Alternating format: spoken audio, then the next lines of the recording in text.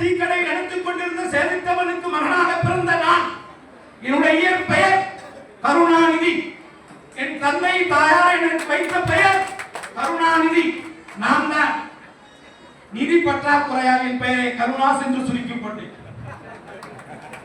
ஏனென்று சொன்னால் கருணாநிதி முத்தமிழறிஞர் கருணாநிதி என்பவர் செய்த சாதனைகளை யார் ஒருவராலும் இனி நிரப்ப முடியாது. அவருடைய பெயரை தாண்டி இன்னொரு கருணாநிதி உருவாகவே முடியாது. அதை உணர்ந்ததால் தான் என்னுடைய தந்தை சேது என்கின்ற பெயரிலே பின்னால் கருணா என்பதை சுருக்கி எஸ்ஐ பின்னால் போட்டு கருணாஸ் என்று மாற்றிக்கொண்டேன். அந்த விதத்தில் என்னுடைய இயற்பெயராகிய பெயர் கருணாநிதி. நான் இருக்கக்கூடிய சின்னம் உதயசூரியன். உதயசூரியனை பேரறிஞர் அண்ணா அவர்கள் அடையாளம் காட்டினாலும் கூட 1967 அவர் முதலமைச்சராக பொறுப்பேற்று இடையிலே மறைந்து அதற்கு பிறகு தலைமையேற்று நடத்திய முத்தமிழறிஞர் கலைஞர் இரண்டாவது முறையாக 71 மீண்டும் ஆட்சியை பிடித்தார். இந்த தமிழ்நாட்டிலே தொடர்ச்சியாக 10 ஆண்டுகள் திராவிட முன்னேற்ற கழகம் ஆட்சி செய்தது.